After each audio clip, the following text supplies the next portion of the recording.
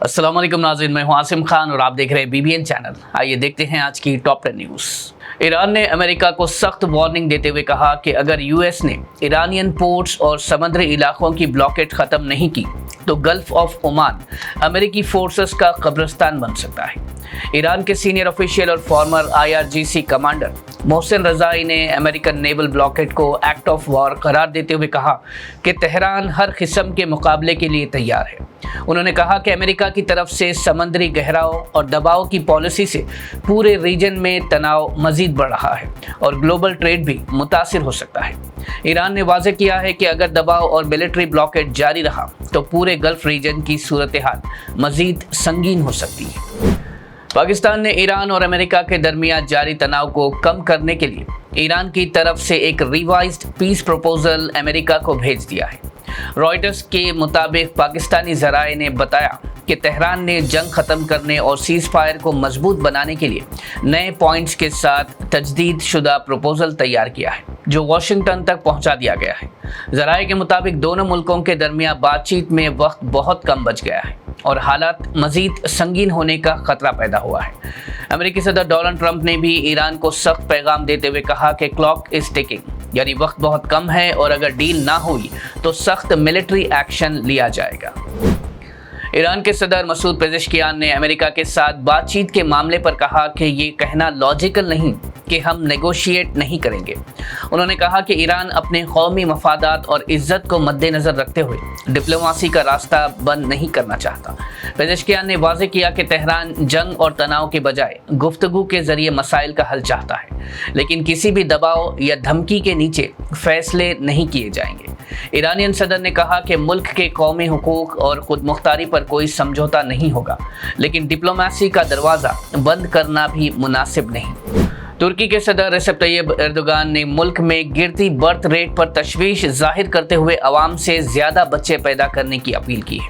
Erdogan ने कहा कि तुर्की को मुस्तकबिल में मजबूत बनाने के लिए बड़ी फैमिलीज़ की ज़रूरत है और कम होती पैदाइश मुल्क के लिए एक संजीदा चैलेंज बनती जा रही है। उन्होंने लोगों को कम से कम 3 से 5 बच्चे पैदा करने का मशवरा देते हुए कहा कि फैमिली सिस्टम को मजबूत बनाना वक्त की ज़रूरत है। रिपोर्ट्स के मुताबिक महंगाई, शहरी लाइफस्टाइल और बदलते सोशल ट्रेंड्स की वजह से तुर्की की फर्टिलिटी रेट रिप्लेसमेंट लेवल से नीचे चली गई है। एर्दोगान ने इस सूरत हाल को मुल्क के मुस्तकबिल के लिए खतरा करार देते हुए हुकूमत की फैमिली सपोर्ट पॉलिसी को मजीद मजबूत बनाने पर जोर दिया।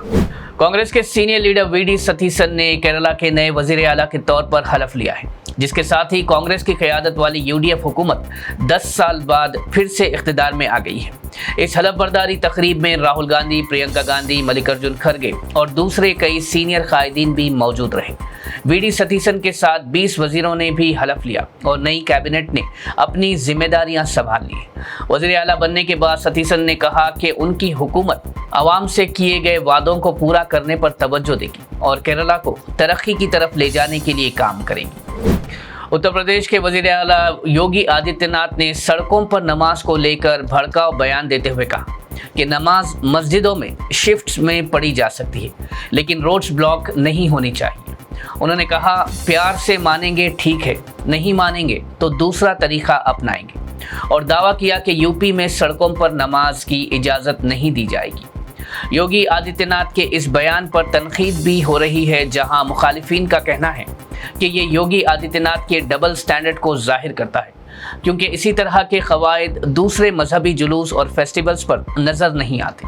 तनकीद करने वालों का कहना है कि नमाज ज़्यादा से ज़्यादा 1 घंटे के लिए होती है, जबकि कई हिंदू फेस्टिवल्स और जुलूस घंटों और कई दिन तक जारी रहते हैं, लेकिन उन पर इस तरह के सख्त बयान नहीं दिए जाते। AIMIM party chief barrister Asaduddin Owaisi ने तेलंगाना हुकूमत और चीफ सेक्रेटरी से अपील की थी कि बकरीद के दिन रखे गए डिग्री एग्जाम्स को रीशेड्यूल किया जाए ताकि तलबा को परेशानी ना हो। उन्होंने मुतालबा किया था कि ईद के मौके पर तलबा का मजहबी जज्बात का ख्याल रखते हुए एग्ज़ाम्स की तारीख तब्दील की जाए। उनके इस मुतालबे के बाद हैदराबाद की उस्मानिया यूनिवर्सिटी ने 28 मई को होने वाले एग्ज़ाम्स को रीशेड्यूल करने का ऐलान किया है। OU के वाइस चांसलर प्रोफेसर कुमार मोलुगरम ने कहा कि तमाम एग्ज़ाम्स की नई डेट्स जल्द जारी की जाएगी ताकि ईद के दिन तलबा को किसी किस्म की मुश्किल का सामना ना करना पड़े। हैदराबाद के गुड्डी मलकापुर इलाके में गौरक्षकों के हंगामे के बाद पुलिस ने 5 अफराद के खिलाफ अटेम्प्ट टू मर्डर का केस दर्ज किया है। पुलिस के मुताबिक गौ तस्करी के शक में एक कंटेनर को रोककर ड्राइवर शेख रसूल पर हमला और गाड़ी पर पथराव किया गया, जिसमें वो जख्मी हो गए। मकामी अफराद और गौरक्षकों के दरमियान पथराव में 2 पुलिस एहलकार भी जख्मी हुए। AIMIM MLA माजिद हुसैन ने भी मौके पर पहुंचकर जोरदार एहतजाज किया, जिसके बाद पुलिस ने साए नाम के गौरक्षा ग्रुप के सरबराह समेत 5 अफराद के खिलाफ केस दर्ज कर लिया है। सुप्रीम कोर्ट ने हैदराबाद के KBR नेशनल पार्क के पास दरख्तों की कटाई पर फिलहाल रोक लगा दी है। कोर्ट ने तेलंगाना हुकूमत के इको सेंसिटिव जोन को कम करने वाले फैसले पर भी सवाल उठाए। सुप्रीम कोर्ट ने हुक्म दिया कि KBR के आसपास बफर जोन में अब कोई दरख्त नहीं काटा जाएगा जब तक मामले की सुनवाई जारी है। ये पिटीशन एक एक्टिविस्ट की तरफ से दाखिल की गई थी, जिसमें कहा गया कि डेवलपमेंट प्रोजेक्ट्स की वजह से KBR के ग्रीन कवर को नुकसान पहुंच रहा है। कोर्ट ने अब तेलंगाना हुकूमत और दूसरे अथॉरिटीज़ को नोटिस जारी कर दिया है। तेलंगाना हुकूमत ने बकरीद 2026 के पेश नज़र 28 मई को हॉलिडे का ऐलान किया है, जिसके लिए नया नोटिफिकेशन जल्द जारी होने का इम्कान है।